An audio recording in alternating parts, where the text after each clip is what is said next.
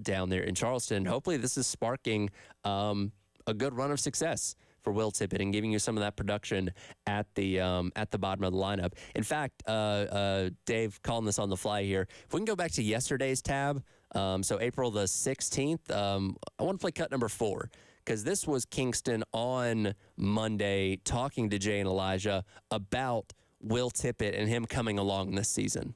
We met with Will Tippett earlier in the week and said, Will, it's this trying to do both sides stuff. It's just not working right now. It doesn't mean you won't go back to it at some point. But instead of trying to be good on two sides, we need to focus on your natural side. And we need to give this a shot and hope that it can spark him and spark our team. And as you mentioned, it did. It paid immediate dividends, 2 doubles, a homer, walks. He was a good offensive player for us this weekend. And so I think that's number one. If a guy's bringing enough other things to the table, it buys him time to try to figure out the offense. And with him, there was a tangible change we thought we could make that might help him to be more productive, and it worked. At least it worked this weekend. So with him, because he was playing such good defense, because he was running the bases incredibly well, leading our team in stolen bases, that bought him time for us to try something offensively. And the results we got this weekend were very, very good, and I'm hoping that continues.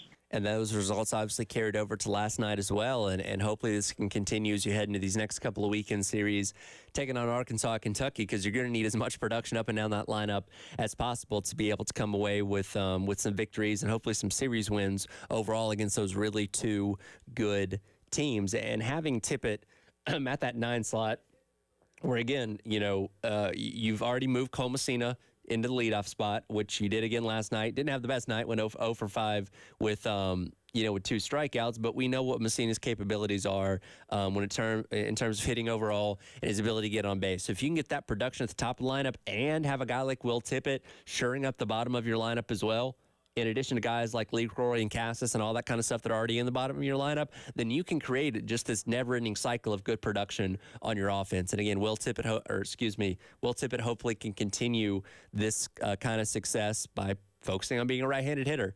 And hopefully, again, that translates over to these next couple series in the SEC as well. Pitching was question mark going into last night.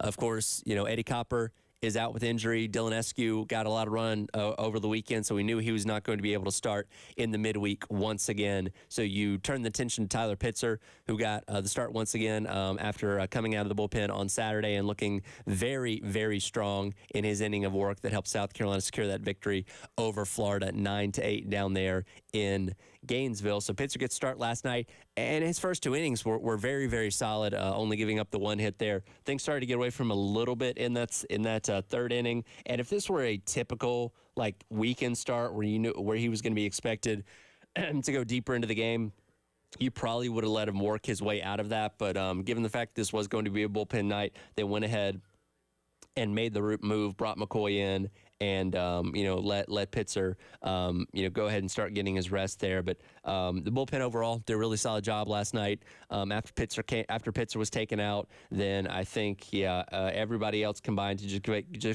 just give up 4 hits, and McCreary was credited with giving up the 1 other run last night as well. I thought last night was really big for Garrett Gainey.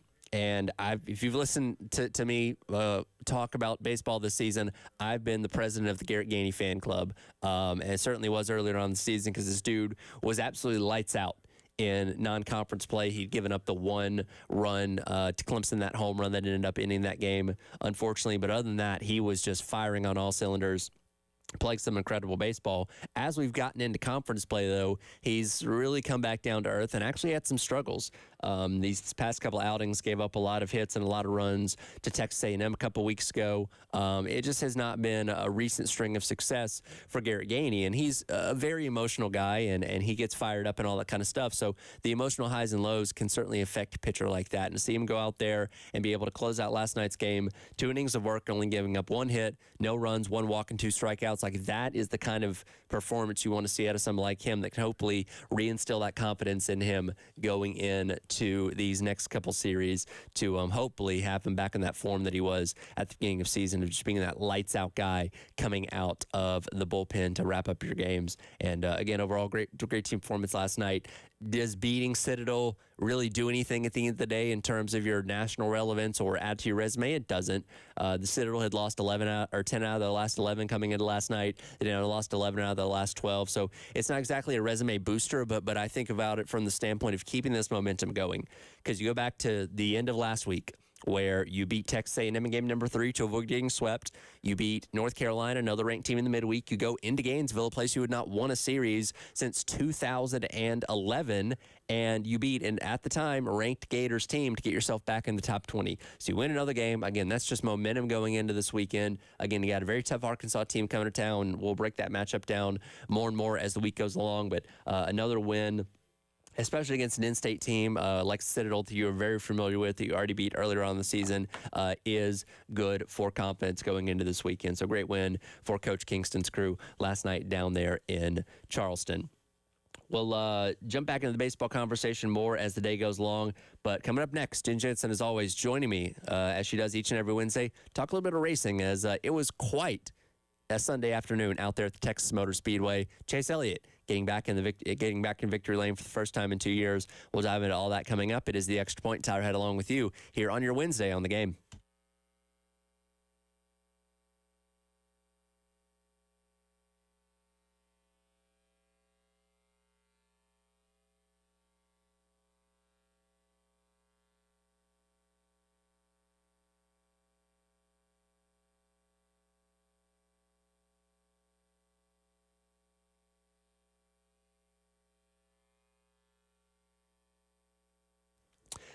Time once again for me to tell you about my friends over at Canty Foundation Specialist. I was looking at the forecast a little bit earlier on this morning. Did see we have some rain coming in a little bit later on into the week and on into the weekend. And of course, anytime it rains, especially with it's a bad storm, if you have a crawl space under your home, you always need to be concerned about standing water. High humidity and condensation in your crawl space can create an environment for things like mold, mildew, and pests, including things like termites. The moisture can also lead to wood rot and floor joist problems. Musty smells or awful odors from your mold and mildew in your crawl space may cause health issues such as runny nose, itchy eyes, or coughs. Up to half of the air that you breathe in your home comes from your crawl space, so you need to make sure it is good and secure. So give our friends at Canty Foundation Specialist, check them out at cantycanfixit.com. Again, cantycanfixit.com. Schedule an appointment and a professional come out to your home and evaluate your crawl space, get you and your family living comfortably. Again, Canty Foundation Specialist, cantycanfixit.com.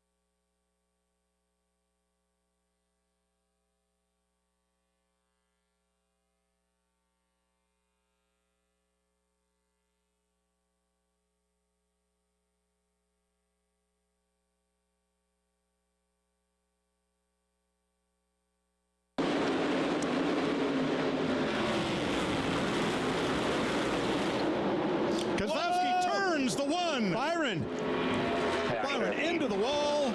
Yellow. It's over. Chase Elliott is your winner, folks. He is back. Oh, big win for them guys. The leader did receive a wipe. Boys, you're going to Dawsonville. Chase Elliott wins the Auto Trader Echo Park Automotive 400. Welcome back in. It is the Extra Point. Tyler Head along with you. That was a call on Fox on Sunday. Chase Elliott indeed picking up the win at Texas Motor Speedway. First win since Talladega back in October of 2022. Jen Jensen from the early game joining me as she does each and every Wednesday. Talk a little bit of racing, and from a fan favorite perspective, a lot of people very excited to see Chase Elliott finally get back in the winners column. Last year was just really weird. He had the leg injury. He had the suspension after wrecking Denny at the Coke 600. It just seemed like something was off about him the last half of last year, where he was not as competitive as teammates. When Byron won a bunch of races, obviously, Kyle Larson going to the Final Four. Alex Bowman also had a weird year as well. But it just seemed like things have been off for Chase Elliott. But these past couple of weeks, especially through the kind of the short track swing, he seems to have stepped up his competition, able to cap that off with the victory on Sunday at Texas. Yeah, no, it was exciting. And watching him continue to improve in the short tracks, I thought, something's brewing here. And he would say, even in his post-race interviews, we've been working on things and get better, which I don't think you ever expected to hear from Chase Elliott say, well, we've been working on things and things are improving. But gosh darn, he got that win, and I'm thrilled. Well, and it's significant winning at Texas, because they brought this point up on Sunday. He had never had a top 5 in the next-gen car at a mile and a half. That is an unbelievable stat that does not sound true. When you go back, it's 100% true. And again, Byron and Larson and even Alex Bowman have been winning at these type of tracks in the next gen era. And Chase Elliott, for whatever reason, just has not been able to put it together. And there was some attrition in that race on Sunday that played a hand in him having his ability to be up there at the front. But, capitalized on those late restarts and was able to hold on and get the win. Yep. My goal was to not see Denny win. So, Well, you were very happy then. I was very happy as things progressed. But, and that is how racing can be. It can just be a game of attrition where just the right place at the right time. Because look at Kyle Larson. He was so dominant at the beginning of the race. You have an issue in the pits, you lose a tire. Okay, that kind of throws off your whole day. I was looking for y'all's picks from this past weekend. Anybody have Larson picked? No, it was me. No. No. It was. But that's okay, because I think I came in third after all of them. So it wasn't so bad. But I know I was so excited, like, man, he's got this race. I know that's a long way to go, but we're there. And, then the wheel. So.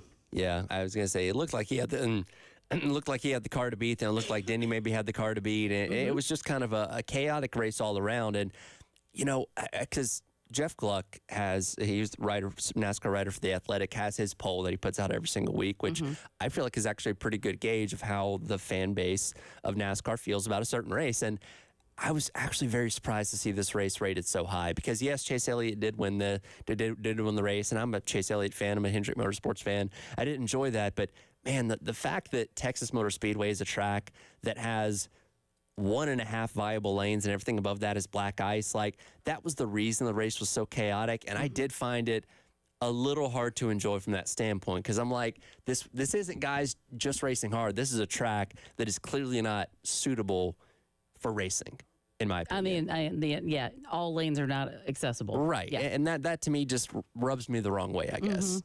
But I did enjoy the fact that finally we were watching a race where there was passing and you were able to move up a little bit. Not, tons, but you could at least, there was more movement in this race. And I felt like, okay, we're kind of getting back to what we're supposed to be seeing. Bless Jimmy Johnson's heart. He hasn't mastered this car at all. Oh, my gosh. It hurts my heart. My buddy who I do my podcast with every week, big Jimmy Johnson fan. And, he and I were talking back and forth on Saturday when he got his practice crash, and then seeing him wreck on Sunday. And it's just like, it's not going to kill his legacy, obviously. 7-time champion, one of the greatest to ever drive a race car. But it is sad to see him go out there and run 30th to 35th and wreck seemingly every single time. And look, these cars race way differently. And he talked about it in the media center on Saturday. He did. You drive this off the left front as opposed to the right rear. So what he knew for 20 years of driving race cars, he's having to do over again. And he's not in it every week. And, it's a challenge, obviously, but it is hard to watch somebody that successful struggle like that. Yeah, it really is. And listening to him kind of explain some of the differences in this next gen car to what he was used to, okay, it makes a difference. You can't just slip and slide like you used to be able to do. So a lot of things that he's expecting from the car, it's just going to be a learning curve. He said he learned a lot this week, which is great. Yeah. So. And at the end of the day, because he is one of the owners of Legacy Motor Club, it's really about understanding it for being able to help out Eric Jones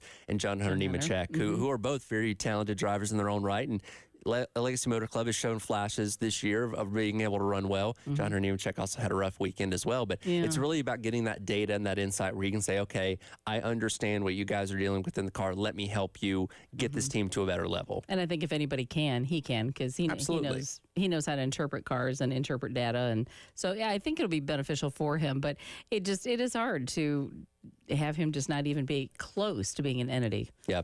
Speaking of hard, the rest of the field continues to fall behind Hendrick Motorsports and Joe Gibbs Racing as we are now, 9 races into the season, and Daniel Suarez, the lone winner from a third team not named Hendrick Motorsports and Joe Gibbs Racing, as their run of dominance continues. And we talk about the next-gen car and the parity that it was supposed to bring, and you just have the same 2 teams winning right now. Yeah, I'm trying to quite understand all that. Like, what is it that they're doing so differently now? I know pit crews, that's been a big deal lately. Yeah, and Chase Elliott, incredibly fast pit stop there at the end that helped him get towards the front. Yep, made a huge difference. And again, you're just seeing where there were penalties because of loose wheels and just so many mistakes. And so it almost looks like, do you start focusing on the pit strategies and pit crews and things like that? Is that part of why there is such a disparity, or is it the racing and dialing in the cars? And I go back to 2 years ago, the first year of the next-gen car in 2022, where we just had parity across the board, and we had 16, 17 winners that year, and you just never really knew what was going to happen on a week-in, basis. Derek Jones won the Southern 500, and it was truly the parity NASCAR was hoping for. But when you have these high-level teams that have the resources, they have the money, they have the best engineers and hundreds of them at that compared to some of these other teams, eventually they're going to find a way to get ahead, just like every other iteration of car. Hendrick Motorsports won over half the races in 2007. Gibbs won over half the races in 2019. These kind of things just continue to happen because that's what the sport is about, is finding those advantages and working them to your favor, where, again, you're always going to find a way to get ahead of everyone else once again. No, you're right about that. I'm looking forward to seeing how as we work on tires and different avenues like that. I wonder what we're going to see. That is anybody else going to find these advantages in how they put the cars together? I don't know. Yeah. Fun season. So this past weekend was our one trip to Texas. Texas has been a much maligned track in a lot of people's eyes for the past couple of years. Ever since they reconfigured turns 1 and 2 to be flatter, it just has not been the same place. The racing struggled. Again, you have the lanes that are basically been ruined by the traction compound they put down. The question is, what do you do with Texas? Because it's been rumored, hey, they're going to do something. They're going to repave it, reconfigure it, something along those lines. We know they're not going to blow it up and turn it into a short track. It's going to be some kind of 1.5 miles. But the question is, do you try and make it like a Charlotte, like a normal 1.5 miles, or do you go the route of making another Atlanta, which has been successful? Not the most popular decision at the time, but has proven successful. I don't really know which way they're going to go with this. Yeah, I don't either. And I know trying to move to see if the racing would be different, moving it from September to moving it to April, I think there was hope that, okay, let's see what the temperature differences would make as far as the racing was concerned. But I don't know. I think, me personally, I think I would like to see it maybe go more Charlotte-ish. But I don't know. My thing is, and look, Atlanta's my home racetrack. Loved it my entire life. I hated to see it go from being the worn-out multi-groove track to being a super speedway. And again, I've been very entertained by the racing there, but I've always given the caveat, as long as it's something unique, where we have Daytona and Talladega, and then you have Atlanta, which is its own thing that kind of stands on its own. Yeah. But if you start making all these other 1.5 miles, if you make Texas and then Charlotte and then Kansas, then it's lost its uniqueness. Yeah. And suddenly we're doing super speedway racing 12 times a year, which is overkill. I think 6 is enough right now. I would really like to see Texas just fix turns 1 and 2, repave the whole track, just make it really, really fast, and just go the route of normal 1.5 miles, because that racing is really good. Yeah, it is. I'm excited to see Kansas. I'm excited to see Charlotte, Vegas. All these tracks put on really good racing with the next-gen car. I think we need to feed more into that than just trying to create another super speedway.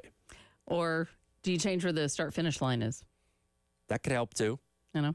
Put it in the middle of a turn. I've always been intrigued by that. That would be hysterical. I mean, because they had moved the Talladega, start finish. Right. So it's like, maybe you change it up like that. Which, by the way, we're going to Talladega this weekend. If you're looking for a drinking game and watching Talladega, every time they mention the start-finish line not being in the middle of the tri-oval, take a drink. Yeah. You'll get quite a few in this weekend. Mm-hmm. Yeah, it is part of the uniqueness. It seems like it's forever to get from turn 4 and get yourself across that start-finish. So Now, have you been to Talladega before? I have not. You have not? No, that's one You I've need got to go to. Yep. It is a bucket list type of track.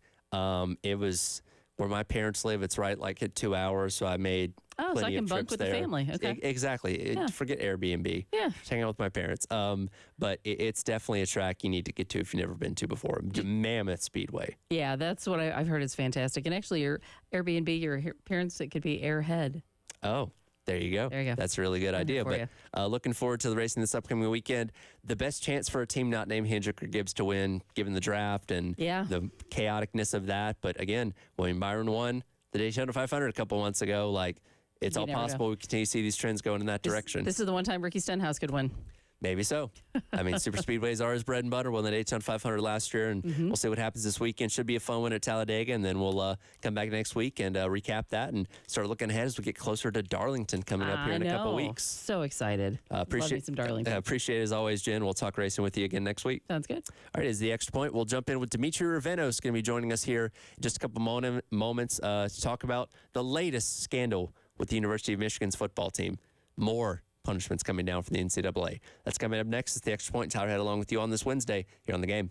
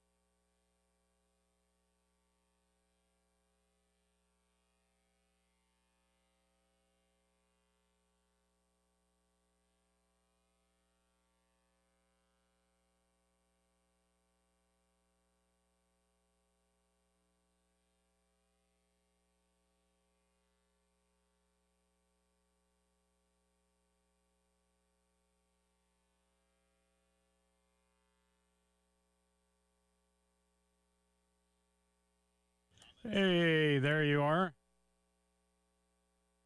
I'm okay.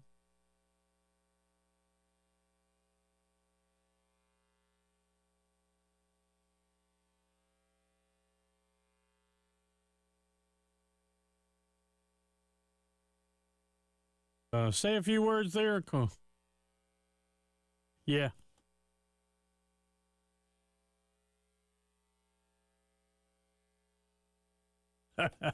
Always a pleasure to have you. All right, we got 2.5 minutes or so.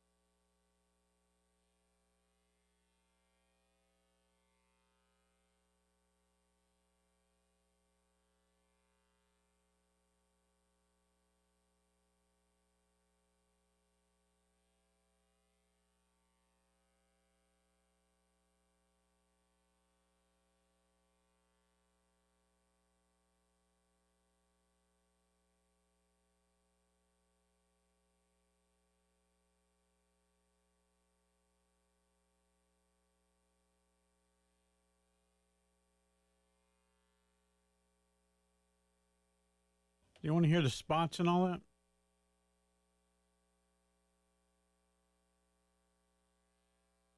Ah.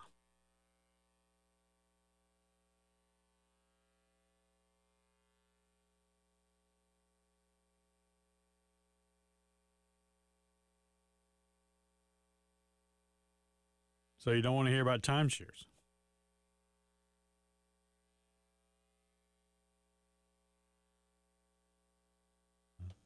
No.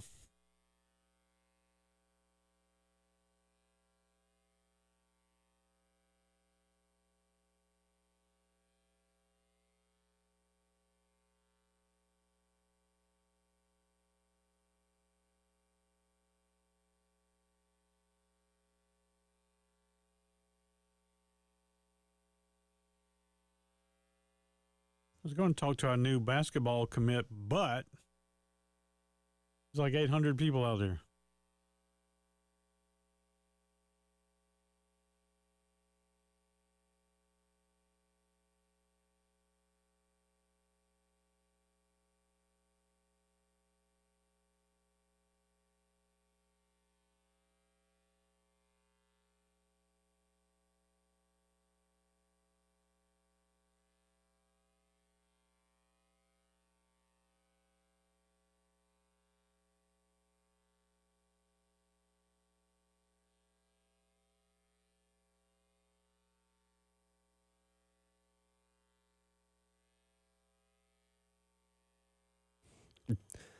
Well, welcome back in. It's the Extra Points Out Ahead with you on this Wednesday morning. Whole lot going on here. Again, Cam Scott making his announcement in the last hour, committing to the Gamecocks for his college basketball career. Certainly excited about that. And again, if you missed any of that conversation with Bill Gunter in the last hour, you can head on over to the 107.5 The Game podcasting page or the Game TV, sponsored by Shepherd's Glass, powered by Integrated Media on YouTube, and revisit that as he did make the announcement just after 8 o'clock on the early game.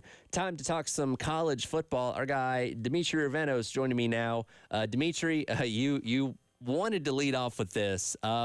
Michigan, for what seemingly is the 10th time in the past year, is once again facing punishment from the NCAA. I've almost filled up my bingo card when it comes to Michigan versus the NCAA at this point. Yeah, so what struck me as interesting is yesterday my son gets in the car. He's 12 years old. He gets in the car after school and he says, "Hey, Dad, did you see that the NCAA penalized Michigan?" And I thought, oh, interesting. Surely this must be for the Cotter Stallions thing. No, it is for Cheeseburger Gate. And so I asked my son, so what, did they lose scholarships or what's the deal? And he said they're on 3 years of probation. And then he asked, "Dad, what does that mean?" And it dawned on me that in the age of NIL and particularly in the age of big TV money that, you know, like the Big Ten got out of their 3 TV deals, I have no idea what the hell being on probation means. Like, if you're not taking away scholarships, and even that is kind of meaningless because NIL collectives can make it up. Like, I think this is the surest sign that we have had so far that the NCAA is almost entirely without power now to enforce its own rules. Yeah, pretty much. And look, they're still investigating the Cotter Stallions thing, and that could take years at this point in time. Yeah. And obviously Jim Harbaugh's already gone off to the NFL, and by the time they come down with any kind of sanctions, assuming they have power at that point in time, all the people that were really involved with that are going to be gone, and you're going to be, making whatever coaching staff and team at that point in time suffer for no reason. Again, even if they still have power at that point in time. But yeah, the probation thing's funny because it's like, and the NCAA, even said this,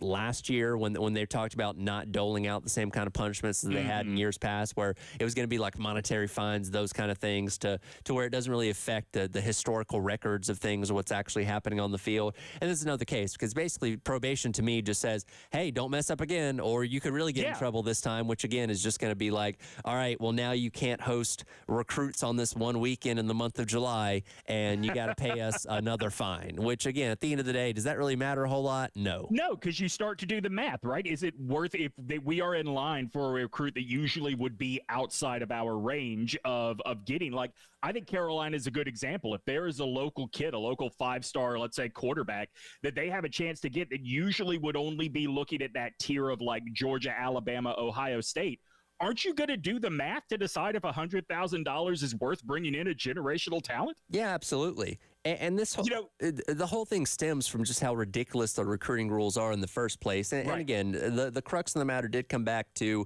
Jim Harbaugh lying to the NCAA when he was asked about these kind of things, which is an issue at the end of the day. But the nitpickiness of what you can and can't do with recruits with the NCAA has been ridiculous for a long time.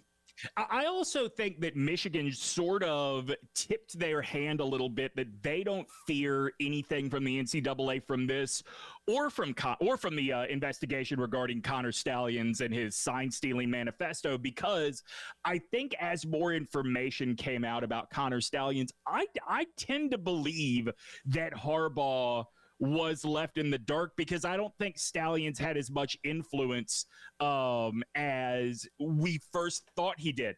What I think Michigan is telling you, though, is we don't think the NCAA is going to do anything about it, because a logical person could read the facts that have come out since and say, okay, I could see Harbaugh being kept away from this, but there's no way Sharon Moore didn't know what was going on, and they hired him as head coach anyway. So the funny thing to me, because, again, Jim Harbaugh served 2 suspensions last year on the basically the butt end of each part of the season before leading the team to the national championship. And I was reading an article last night by Dan Wetzel. He nearly got a 3rd suspension, believe it or not. So he could have sat out the entire year and still led them to a national championship.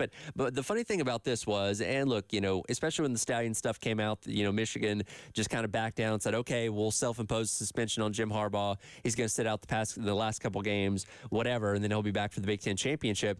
If he didn't sit out those games, if Jim Harbaugh just showed up on the sidelines and started coaching when he was supposed to be suspended by the NCAA, what could they have really done?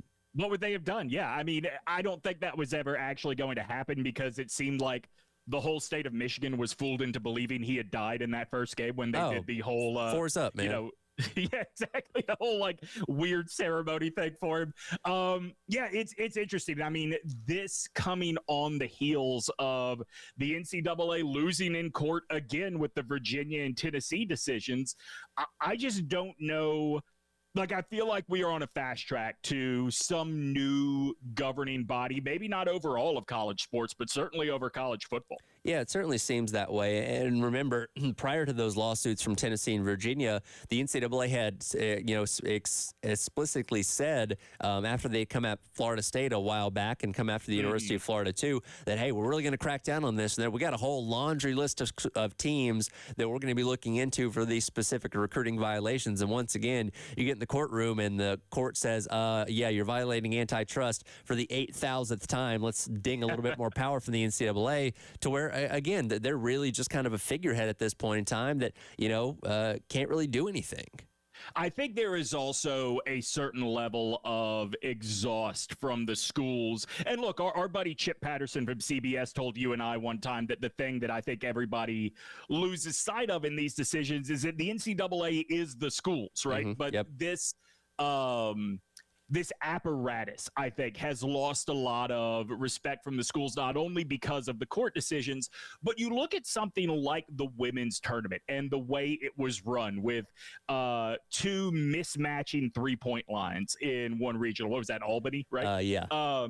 And then, you have the thing like letting the Outkick reporter in to ask about transgendered women. And whether you feel Dawn Staley's response was right or wrong is irrelevant. The fact that the NCAA can't look at a site like Outkick, understand what they're about, and decide you don't want that as part of your product shows you that there is just a real lack of motivation, know what the value of your products are that exists there. And I don't blame the schools for starting to feel like there is a way to work around or even leave the NCAA in the past. I think that this Michigan decision is just another sign, man. We are on the fast track to some sort of super league, at least in football, if not in everything. Well, and look, football obviously is the cash cow of college sports at the end of the day, and the NCAA has not had a lot of power over football in general, basically forever, because the bowl structure, has existed for over 100 years, and then you get into the college football playoff, where the NCAA does not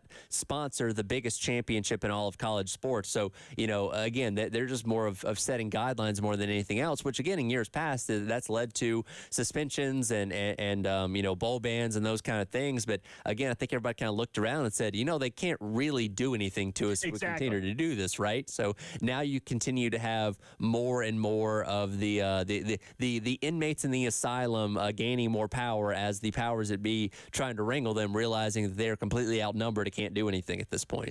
My prediction is we're going to see a sort of domino effect, that private equity money is going to finance whatever it is that the power schools go off and do. And then it's going to be some combination of ESPN, Fox, and maybe CBS recognizing that there is still value in putting together some of the best group of five and best FCS schools. Like, I think that you're going to see a big blow to the NCAA, followed by a sort of death by 1,000 cuts fate.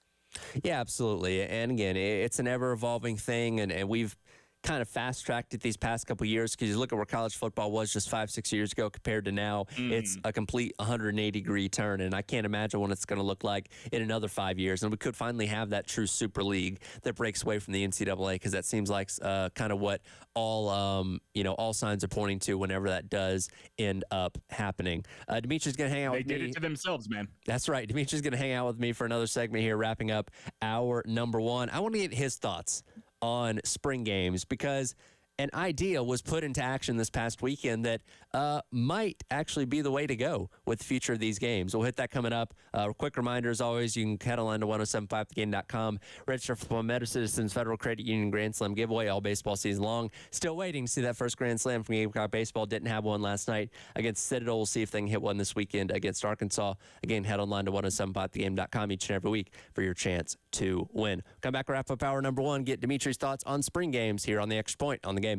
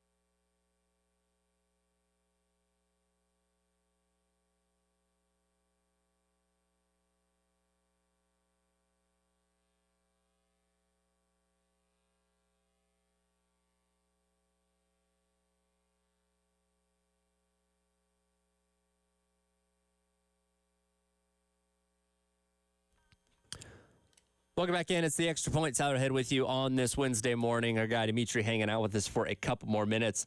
Dimitri, I feel like you and I talked about this a few weeks back when we had you on one of our shows, the spring game and what to do with it. Because I think everybody has not been frustrated, but I think everybody is ready to do something a little bit different than continue to have a inter-squad scrimmage like we've been doing for however many years. And one idea that gets brought up a lot, that we talk about a lot here, is, play an FCS team.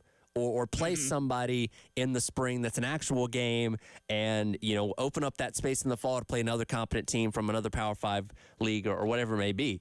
But I don't know if you caught any of Ole Miss's spring game this past weekend. I saw some of the video highlights of it, yeah. I think Lane Kiffin may have set the new standard for what spring games can be, because they went full fun.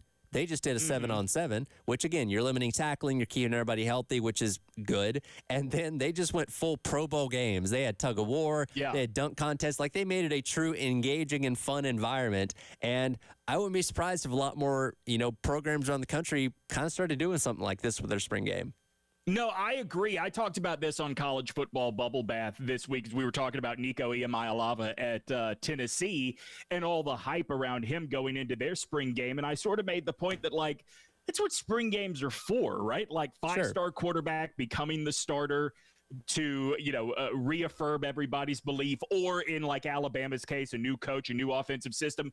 But what you're seeing more in recent years is coaching staffs don't want to put a ton on tape. So Alabama's spring game was pretty boring. Nico Iamaleava didn't throw a whole lot of deep routes for Tennessee's spring game. If that's what you're going to do, I'm all for what Ole Miss did. I think that if you want it to be something that is about celebrating the fans and sort of feeding that college football starvation that we have this time of year, do what Ole Miss did and then add the component of a fan fest, a meet and greet kind of thing afterwards. If you want to tie that, if Carolina wanted to tie it to the, Garnet Trust donors, I'm all for it.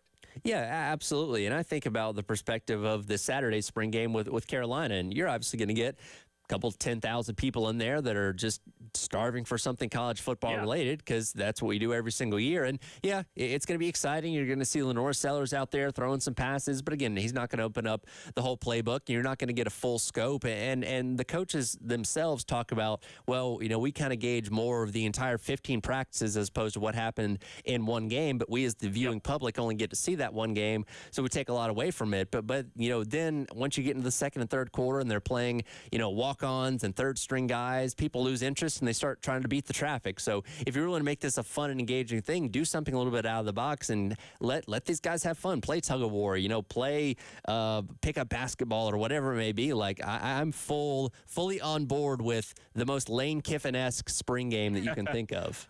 I wonder how much of what Ole Miss did Carolina could do. And what I mean is, we're coming out of the Spencer Rattler era in Columbia. So there are going to be people that want to see what it is Lenore Sellers is capable of.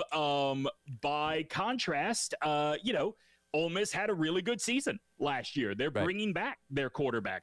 They have their coach very firmly entrenched. The only thing that's really going to be different on the offensive side of the ball is, their running back who, God, I'm drawing a blank on his name, Quinshawn Judkins, went to Ohio State. So maybe you can do something different. I wonder how much the say of what the spring game is going to be is the head coaches versus the athletic departments. Because I don't know that USC would want to do anything that might limit the excitement. And I think you're right. I think it would add to the excitement, but I don't know how much the older folks in the athletic department think that way. And that is kind of the unfortunate hurdle you have to jump with a lot of these universities, is there are people that have been in those positions for a long time that probably don't want to stray from the tradition that, they've established in the spring. So, and let me be clear, by the way, when I say older folks in the athletic department, I'm not singling anybody out. I'm talking about your generic idea of who a college athletic director is. Sure. No, I completely get it. And look, I went to the University of Georgia, and there's a lot of those older people in the McGill Society that are very resistant to changing things. There's a reason they play Sweet Caroline at every home game as opposed to, some more like rap music or things that are a little bit more modern, because the people in that society that pick those kind of things don't want to stray from the course. Yeah, yeah. You go to or you even just watch a Notre Dame game on TV. You would swear every college kid loves Def Leppard. Of who does it, right? No, I'm all for whatever makes the meaningless parts of college football. And let's be fair, like that's what spring is. It's just about fun. It's not about any real business getting done. I'm all for whatever makes the meaningless stuff feel more like I don't want to miss this. And I think we're there with spring ball. Yeah, absolutely. And again, there's outside the box ideas, and I'm going to be very interested to see. And again, everybody has their ideas already set in place for this year. But in 2025, I imagine there's going to be a lot more spring games that take on a similar mold to maybe what we saw with Ole Miss, and kind of thinking outside the box a little bit. I could see this very quickly becoming a thing where whatever it is that your spring showcase becomes in the future, I think the downside is I could see this being the sort of thing that you can't just bring a family to. You have to give X amount to Garnet Trust. You have to give X amount to whatever it is the Ohio State or the Alabama or the USC collective is to get in and have whatever this experience is going to be. That's very true, and we'll see how that evolves. But appreciate it, Dimitri, and we'll check in with you again next week. Sounds good, buddy. All right, Dimitri Ravenos checking in with us as he always does. Hour number 2 of the Extra Point coming up here on The Game.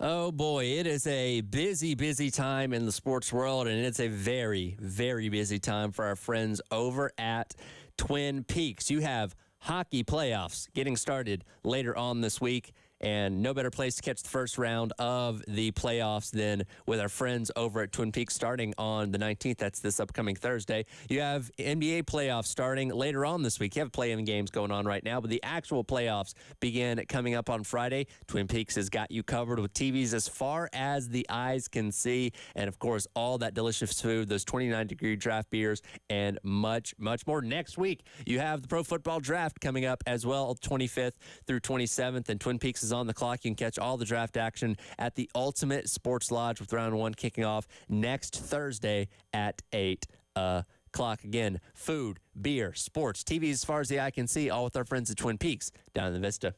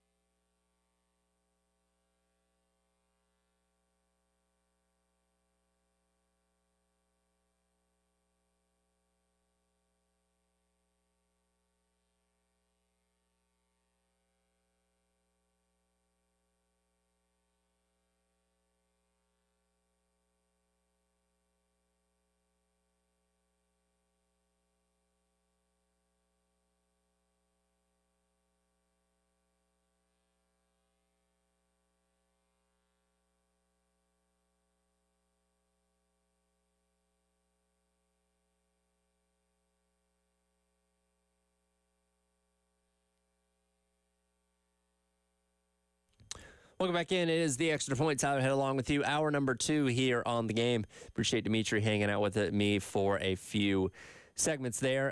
We talked a lot about the spring game. Of course, South Carolina going with the traditional spring game route, as most programs around the country are, at least for this year. Maybe that'll change next year with going for something a little more fan fest-like that Ole Miss did over the weekend down there in Oxford. But kickoff, well, not really kickoff. There's no kickoffs in spring games, but the game starts Saturday night at 7 o'clock. We're going to have coverage for you all night long here on the game as we get the first look at so many new faces on the South Carolina team. And there's obviously a ton of questions on countless positions, primarily on offense, wide receiver, running back, offensive line. Quarterback, though, is going to be the biggest question across the board, as it will be throughout the course of the entire offseason. And everybody is going to be closely watching everything that we see out of both, Lenore Sellers, Robbie Ashford, as well as, Dante Reno, as well, and whatever inklings we can get from what we see on Saturday night based on the quarterback play. Now, what happens on Saturday night, is that going to be the end-all, be-all? It's not. As I mentioned with Dimitri in that last segment there, it is more about, more about what we see from the totality of the 15 practices as opposed to just one game type scenario when it comes to, these quarterbacks and what kind of production they're going to be able to have. And look, this is going to be an ongoing battle likely through the summer, through fall camp, leading up to the start of the season. We may not even know who the true starting quarterback is until a couple days before the game against Old Dominion. So again, it's an ongoing battle. Both these guys are going to be competing, for this spot. And we'll certainly, see how they both perform in the spring game coming up on Saturday night. Coach Beamer yesterday in his weekly press conferences he does each and every Tuesday during the course of the spring talked about the philosophy that he and his coaching staff are using when it comes to ultimately deciding on who that starting quarterback is going to be. Let's go with cut number 3 here, Dave. Yeah, it's a great question. I think certainly, just like to Mike's question, guys, whether it be quarterbacks or other positions, they have the ability when the lights come on to really step up and show, what, this guy's a gamer. And the quarterback position is no different. Obviously, we've been evaluating everything every single day since we started practice in March as well. As far as naming one and where we are, whatever we do, our players know that competition's a core value, so we will continue to compete at every single position through the summertime, through the month of August, preseason camp. We got guys that are returning starters like Debo Williams, but Debo knows he has to compete every day to continue to be the starting linebacker here at South Carolina. Nicky Manwari, DQ Smith, whoever, Tonka, TJ. But I think there's different philosophies. I've been in those situations before where you have a quarterback battle. And, I had one at Oklahoma my first year there with a young man by the name of Austin Kendall and a guy that ended up being a pretty good quarterback by the name of Kyler Murray. And we had a quarterback battle that literally went until the middle of August as well, and Lincoln did not name a starting quarterback. I've been a part of other places where you name the starting quarterback because you want to have your team be able to rally around that guy kind of in the summertime where they know, okay, he's the guy going into the season and we need to rally around him. So I think each situation's different. I think both of those philosophies are valid, and it just kind of depends on each situation and where we are. Dow and I haven't talked about it as far as our time frame and wanting to do anything, but like I said, even if there was some sort of announcement after spring practice, like all positions, that position has to continue to prove it and earn it and compete. And that's an interesting point that he brings up there in regards to the leadership aspect of it. Because, of course, quarterback is the most important position on the football team and is going to be looked at as a leader, whether that person is a senior or a true freshman. Like, if you're the person that's handling the ball each and every snap, then you are going to take on a leadership role, whether you are cut out for it or not. And when you have a program that doesn't have that definitive leader in a quarterback through the course of the entire offseason, doesn't necessarily derail anything, but when the season does roll around, you want people to be acclimated to that person as a leader. And again, if you're going through the summer and the fall back and forth between Sellers and Ashford, not being able to establish that, it may take a little bit of time for people to, or the other guys on the team, to warm up on that person as much once you get into the season and they've taken on that starting role. So ideally, you'd love to be able to say after spring practice, like in the middle of next week, like, hey, Lenore Sellers is our guy. He is our starting quarterback. And as Coach mentioned there, yes, it's still going to be an ongoing competition. There's always the opportunity that Robbie Ashford could just emerge through the summer and start blowing people away, and suddenly he's your starting quarterback. But it sounds like they want to be really, really sure before they make that decision and before they kind of start going in one direction or the other with these two guys, which again have very similar play styles at the end of the day. So it's not like you're deciding between a running quarterback and somebody that's just a statue in the pocket. These two guys play a very similar style. So regardless, the offense isn't really going to change whether you have Lenore Sellers or Robbie Ashford taking the snaps. And of course, again, as I mentioned, we're all going to be looking at this through the ultimate microscope on Saturday night, analyzing every little bit.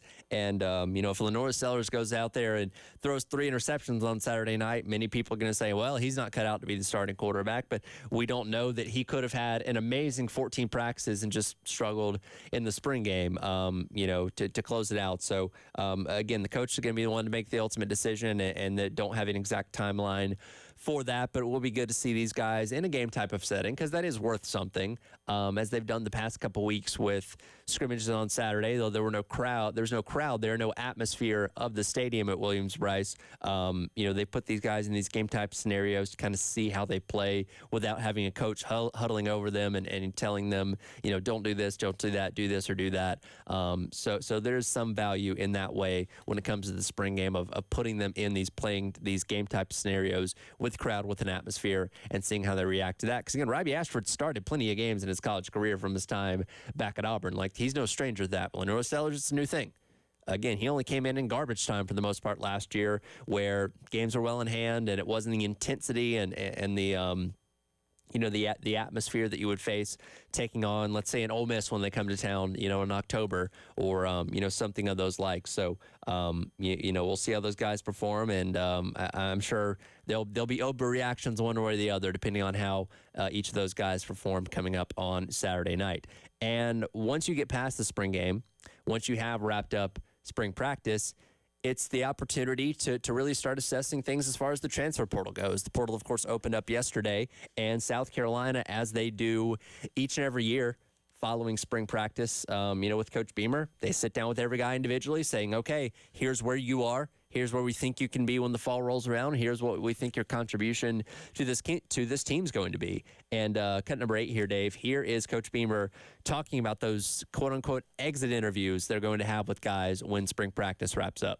Yeah, I'd say it's the same that it's always been. It's obviously a little bit different because you're having these meetings while the portal is open. There's no question about it. But we've done it every year and have most places I've been. But spring game is on Saturday, and then Monday morning at 7 a.m. I'll start meeting with players. And I don't pick like a select few. I meet with every single player on the team. And it's basically 15-minute increments for 3 straight days from 7 a.m. until whatever time we finish each day. But in those and they're doing the same with the assistant coaches with their players at the position, or their position coach. But those meetings for me are, how'd you feel like the spring went? We'll talk about academics and finishing up, because exams are next week here at Carolina. We'll talk about kind of where they are, strengths, areas to improve, what they need to work on this summer.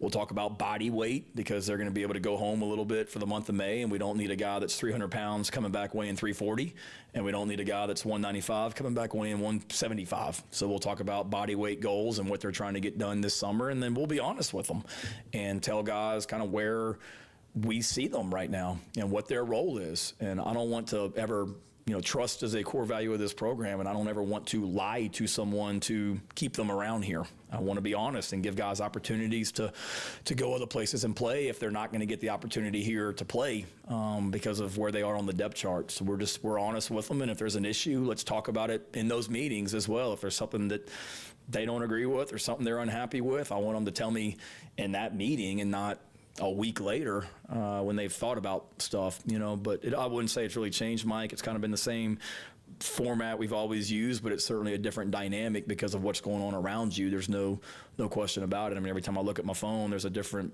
news about someone at some other school, and got guys that just transferred to schools in January that are back in the portal 3 months later as well. So it's just it's a different time. And but the meetings are still the same, and how we coach these guys are still the same.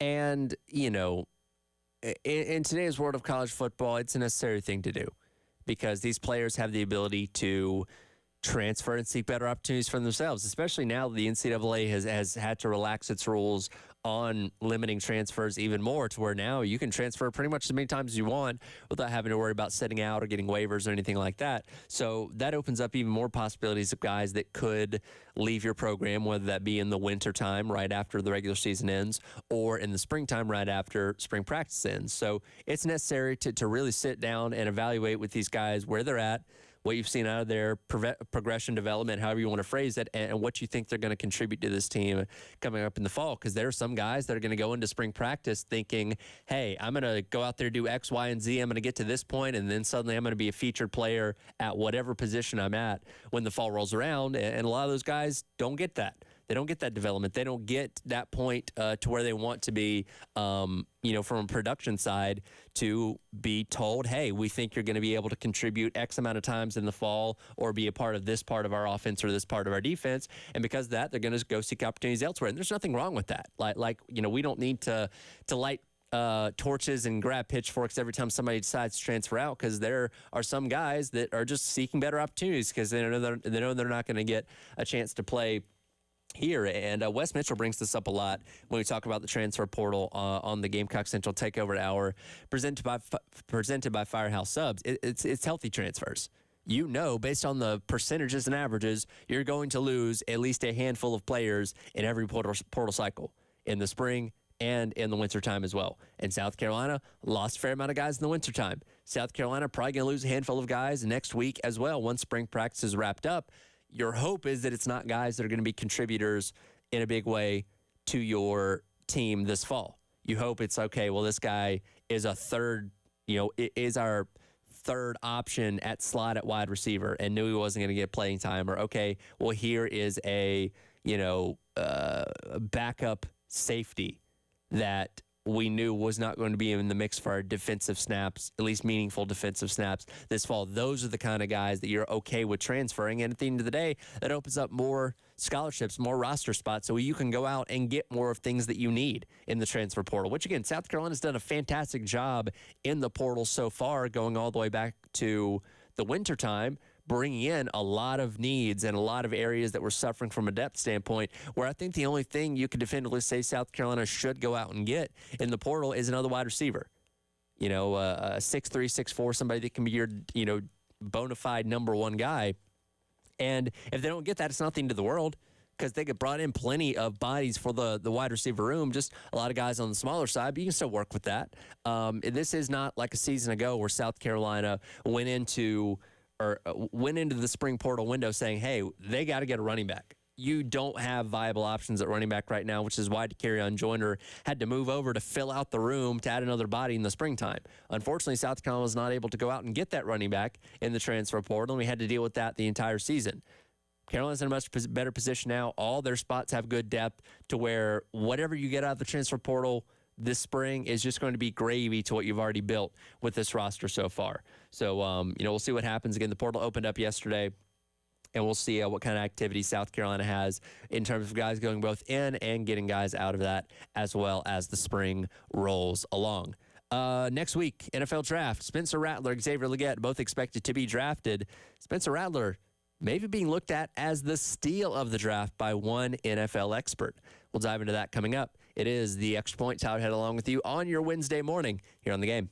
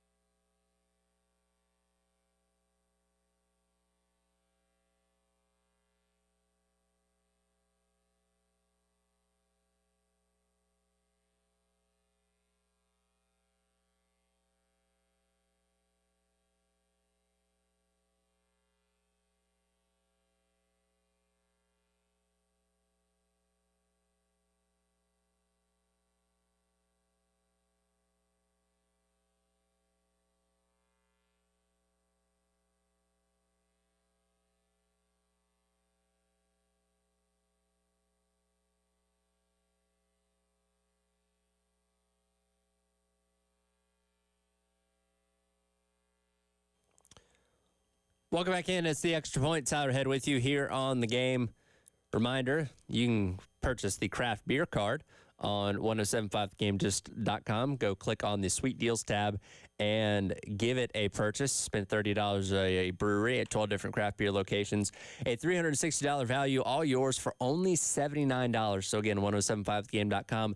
Click on the Sweet Deals tab and purchase yourself a craft beer card. Again, we are 8 days away from the NFL draft. Coming up next Thursday, we'll have the first round of the draft for Caleb Williams is 99.9% going to go become a Chicago Bear, and I wouldn't advise betting on anything different because that is definitely what is going to happen when next week rolls around. Of course, our interest here locally is on what's going to happen with both Xavier Legette and Spencer Rattler.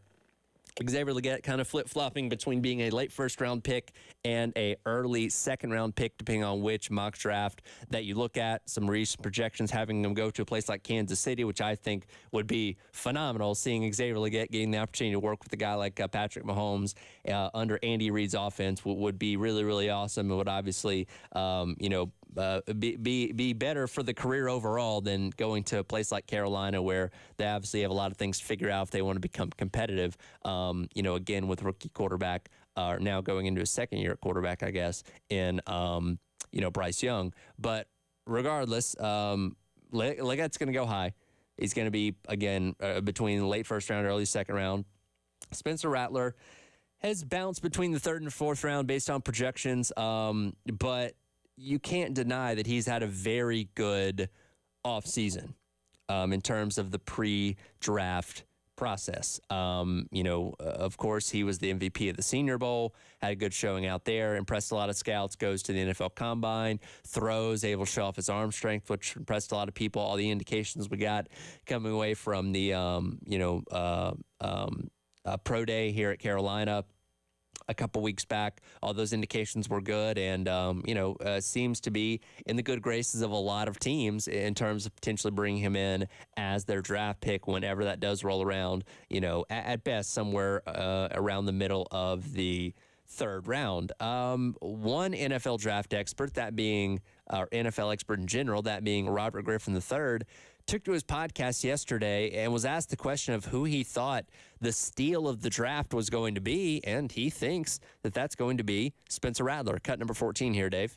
The quarterback position, I think the steal of the draft is going to be Spencer Rattler. When you turn on this man's tape, he has arm talent out the wazoo. I mean, go watch any of his games, but specifically go watch the Florida game and watch him make big throw after big throw, big throws with people in his face. He was unfazed all season despite having to play in a leaky pocket. And when you actually go back and break down all of his games, you see how mobile he is. You see how willing and able he is to not just scramble, but make throws on the run. Like, he never complained about the offensive line being leaky. He just found ways to make plays and get the ball to Xavier Legette. So I think Spencer Rattler, a guy that was at Oklahoma, was there because he was a big-time recruit as a five-star player, who has the arm talent, who has the accuracy, who has the pre-snap and post-snap ability, and played in a system at South Carolina that forced him to make those, craved and wanted for three-level throws that they use in the NFL off of play action. He had a great Senior Bowl. I think he is showing teams that the player that he was coming out of high school is actually going to translate better to him being a better pro quarterback than he ever was a college quarterback. But I think he's going to be the steal of the draft. If someone can scoop him up in the second round and or the third round, they're going to be very happy with the product that they get. I think leaky pocket is an understatement. It was far worse than leaky. It was a downright flood at points last year, and Spencer Rattler was running for his life in several of those games. But as we talked about, postseason, that I think that helped him out in a lot of people's eyes, because he did make the most of a not great situation when it came to his offensive line with not having a run game, that he was still able to put the offense on his back in a lot of different scenarios and make something out of nothing. And RG3 brings up that Florida game, which was one of his best games in his entire career here at South Carolina, certainly one of his best, a season ago.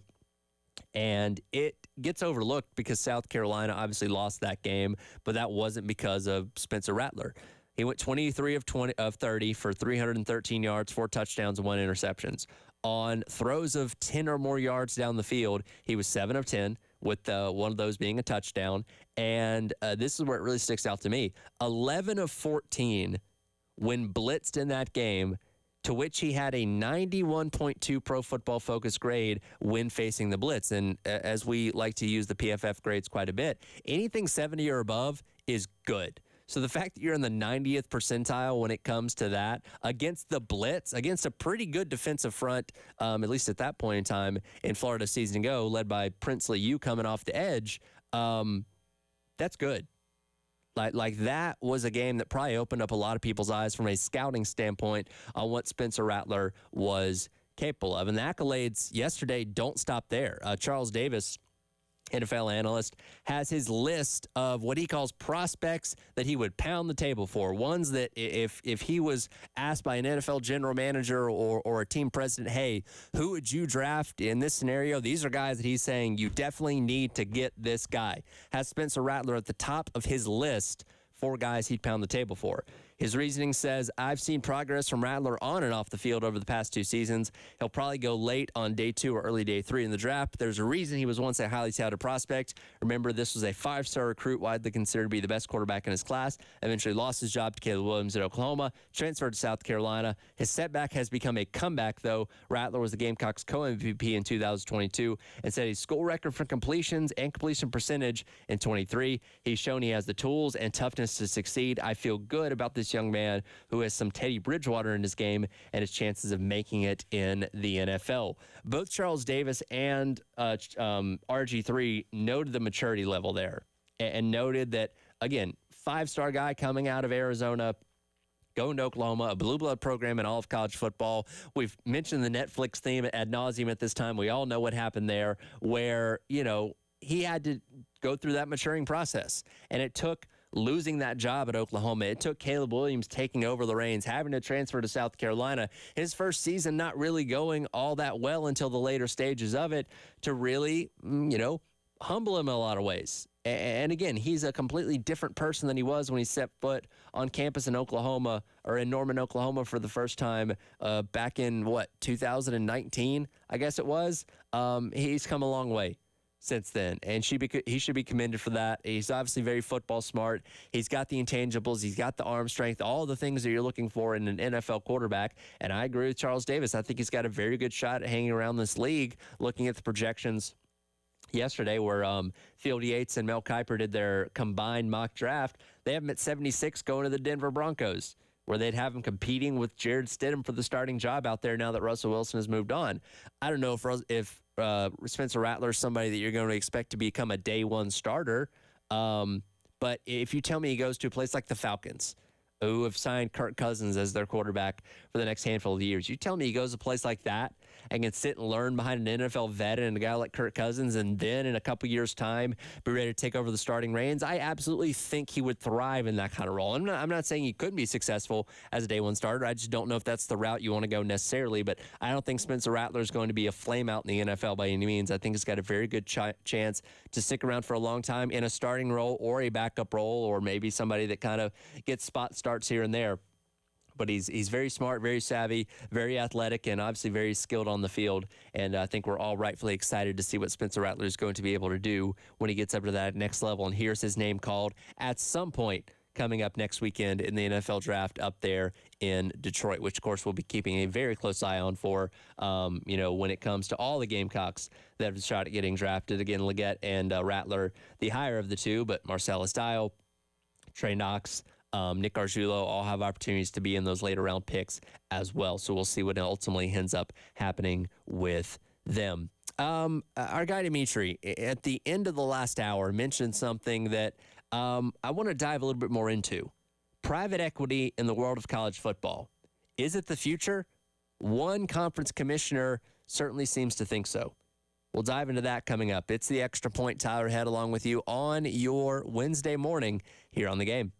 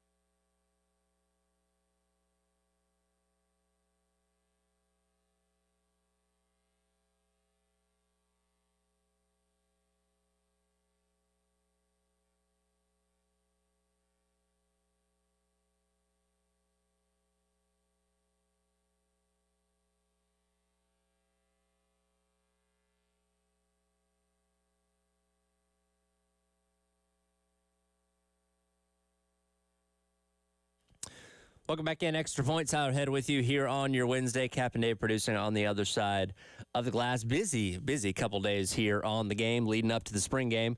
Tonight we have Carolina College coach Kingston as he will give his thoughts on what this past week's been like for Gamecock baseball and preview the Arkansas series coming up this weekend. Then tomorrow night, also at 6 o'clock, a special spring edition of Carolina Calls with Shane Beamer as he'll give his final thoughts ahead of Saturday night's spring game out there at Williams-Brice Stadium.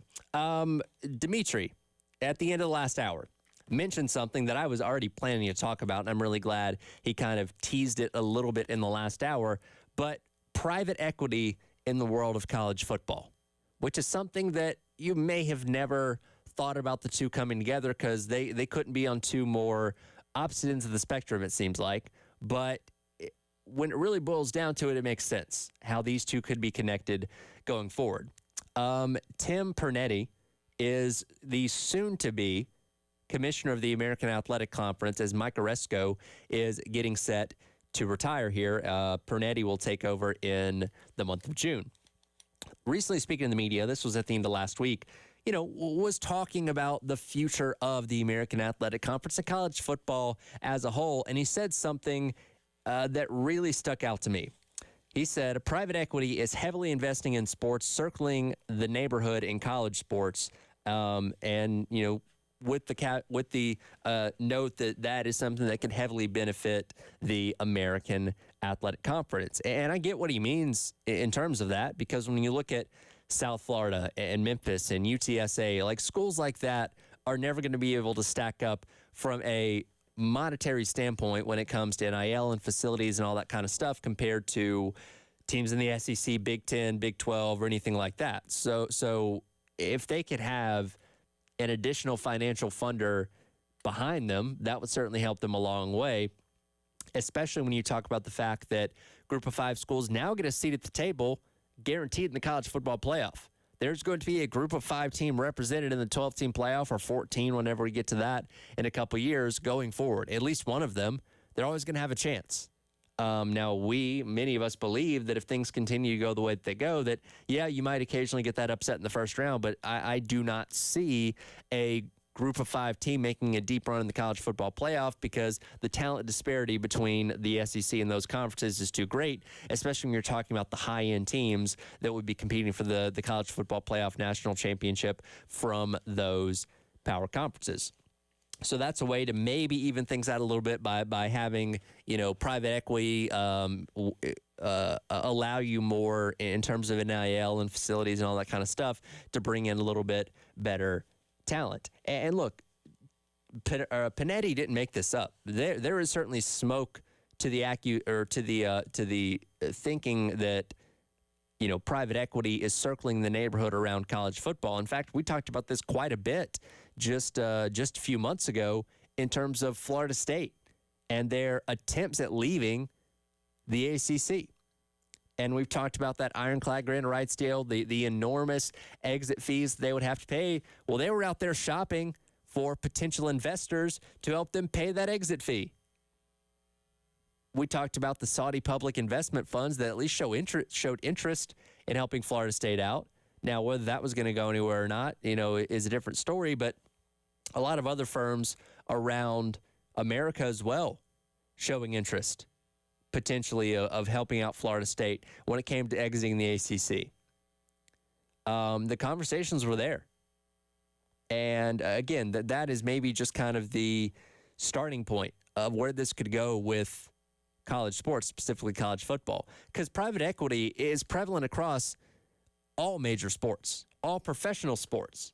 It just hasn't made its way to college yet. And let's be completely honest, college sports are professional sports at this point in time.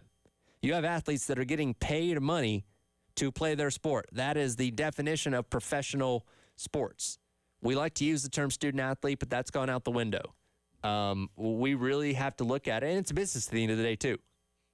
It's about generating revenue. It's about making money, which is why we have all this chaos of conference realignment and the TV deals and all that kind of stuff, because it all boils down to money. And every program wants to make sure they are making the best money for their program. And the notion of potentially having private equity get involved, to me, only makes sense. Am I necessarily saying this is the right way to go? I don't know, because as I like to talk about a lot, there's always going to be unintended consequences for things happening like this, especially seismic shifts in the landscape of your sport like something like this would be. But I see it happening on the horizon. We like to talk so much about this mythical Super League, right? We talked the other week about this College Sports Tomorrow proposal of the final breakaway from the NCAA that college football could ultimately do. Well, that doesn't just happen. You have to have the money behind it to make it happen, and that is certainly where something like private equity could come into play in terms of funding these kind of things and helping all these schools collaborate with each other to all benefit equally financially, like literally every other sports league does with unions and stuff like that, to where, in the NFL, the NFC South and the AFC North aren't negotiating their own TV rights deals. It's all done uniformly through the NFL. And all those teams fall under that umbrella. And again, because that's where the cash is at the end of the day, these TV deals, the conferences right now do those themselves. That's the reason the Pac-12 doesn't exist anymore, because they screwed up their own TV negotiations and nobody wanted them, or at least nobody wanted them for the money that they thought they deserved. So guess what? They're gone, with the exception of 2 schools that are going to be trying to keep the name alive. But if you can truly break yourself away and become a super league of 65, 70, 100 teams, whatever it may be, and have a uniform structure behind it, then you can get more for everyone, because you're all going to be on the same page, as opposed to saying, all right, well, the SEC's got its deal, the Big Ten has got its deal, the Big 12 has got its deal, and so on and so forth. And again, I'm talking about this completely crumbling the structure of what we know as college sports and have known for our entire lives. But I'd be naive to say that something like this is not on the horizon of possibility. And if you've been following along with this closely, like I have, everybody else at the station has, it certainly could be coming. And again, private equity is no stranger to professional sports. And if we're talking about breaking away and student athletes, and there I go using that phrase again, the athletes becoming employees of the university, it makes all the sense in the world that something like this could certainly come to pass in terms of these private equity entities getting more and more involved in college sports as it continues to tumble closer and closer to this black hole of a new reality, whatever that ends up looking like, good or bad. We all want to hope it's going to be positive, but I can't definitively sit here and tell you that it's going to be, because again, there's unintended consequences to everything, especially in college sports when it comes to making these kind of earth-shattering, landscape-altering decisions like they've been doing a lot of in these past couple of years. And again, I think private equity could eventually play its role in that, in terms of shifting things on the landscape of college sports. But, it's not going to happen tomorrow. But with how quickly things change within the next year or so, I think there could be some sizable movement on it, if I'm being completely and 100% honest there. As always, appreciate everybody checking us out on the Game TV, sponsored by our friends at Shepherd's Glass, as well as powered by Integrated Media. Also, you can check us out, as always, on the 107.5 The Game app. Just go to the App Store, give it a download, and listen to us wherever you go, around the world, around the country, just around the state. If you want to listen to us, maybe you're outside of our normal listening area, just download the 107.5 The Game app, and we have got you covered. The ratings for Monday night's WNBA draft have finally been released. And no shocker, they are really, really good. Is that a sign of what's to come, though? We'll see. I'll dive into that coming up to wrap up today's edition of The Extra Point. And, of course, coming up the 11 o'clock hour, as always, it's the Gamecock Central Takeover Hour, presented by Firehouse Subs. Tyler Head along with you here on The Game.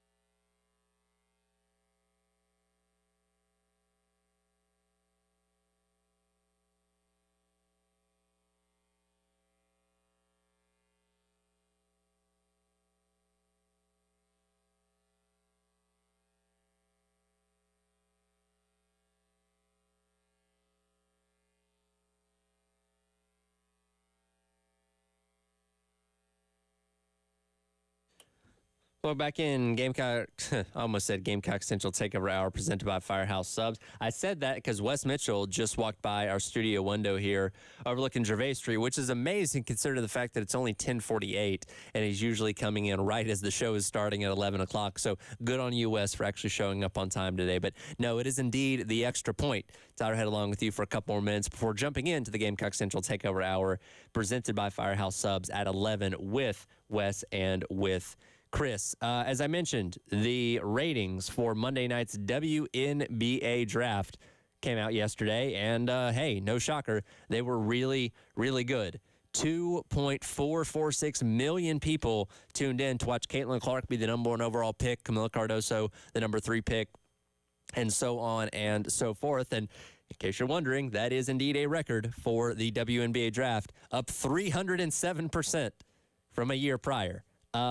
Pretty darn good. And let's not be naive here. That is directly the Caitlin Clark effect when it comes to people tuning in to watch. And again, most people knew she was going to be the number 1 overall pick. I imagine the ratings maybe started to slide a little bit in terms of length of viewership after they had gotten past that first pick in the first round. But regardless, as we talked about yesterday, now that she is officially a pro, how long does this effect last? Because, and here's the thing, Caitlin Clark's not going to go anywhere. You're still going to see her in commercials, State Farm, Gatorade. She was on Saturday Night Live the other day. She's still going to be a fixture in terms of her marketability and commercialization on your TV screen or social media, whatever it may be. Like, you're always going to be aware of her in that regard. But how many people are going to be watching her in the WNBA? Because WNBA has never been able to pop great ratings despite all the amazing talent that is filtered through from the college game. They have more talent than they know what to do with, for being honest. There's only 12 teams in the WNBA. There's a lot of great talent that just does not get to play. It doesn't even make teams because there's just only so many roster spaces available. That being said, the ratings have always kind of been what they are. I mean, I brought this point up yesterday. Last year's WNBA Finals, the championship of the league, averaged about 728,000 viewers. Now, the problem with that is they are trying to play their finals in the month of October, where you have MLB's postseason. You have college football, pro football, right in the meat of their season. So a whole lot going on that is knocking WNBA basketball further and further down the totem pole in most people's eyes. Can Caitlin Clark change that? I don't know. I can tell you one thing. I think her first game on May the 14th against Connecticut on ESPN2 is probably going to shatter a lot of records in terms of viewership. And that's a game that, again, is in the middle of May, outside of baseball, not really anything else going on a Tuesday night. You're getting a lot of casual interest from the people that want to see how her game translates over to the professional level. And, and if she goes out there and has an amazing game in game number 1 and scores 40 points and knocks down 10 3-pointers or something along those lines, then, that is going to reaffirm what people already know about her of how great a player that she is. And seeing it immediately translate over to that next level. But I'm going to be very interested to see as the summer rolls along and as people aren't, I'm going to say forgetting about her, but not having her at the front of your mind. And obviously, women's college basketball is a lot more marketable and has been than women's professional basketball. And to where when you're watching ESPN, Caitlin Clark is always in front of you. She's always breaking records, always doing this, always doing that. So you had the incentive to watch her. And let's face this as well, you're a lot more aware of where you can find an Iowa women's basketball game than your standard WNBA game. Their television contract, which I don't understand all the nuances of it, they're on ESPN, they're on Prime Video, they're on NBA TV, they're on the Ion Network, which I didn't even realize was still a thing. So they're kind of spread out really all over the place, as opposed to when she was in college, and you say, okay, well, she's either going to be on like ESPN or Fox, depending on what game it was. You know what I mean? Very easy to find, very accessible. And the average casual sports fan is not going to search far and wide for something. If you can't make it readily available in front of their face, they are probably not going to watch it.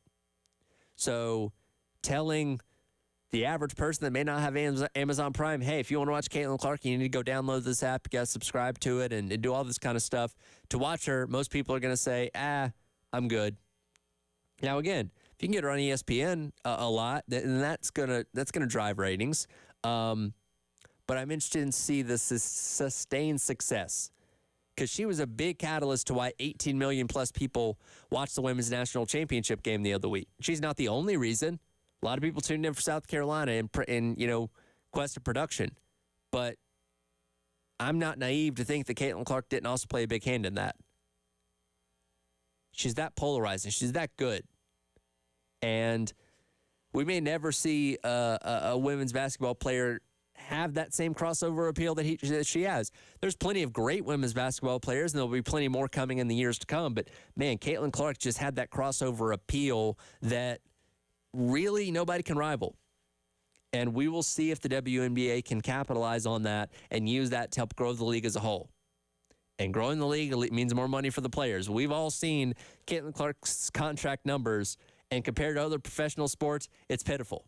But that's the nature of where the WNBA is at right now. They don't generate the viewership and the ratings that the NBA, the NHL, MLB, or any of those leagues do.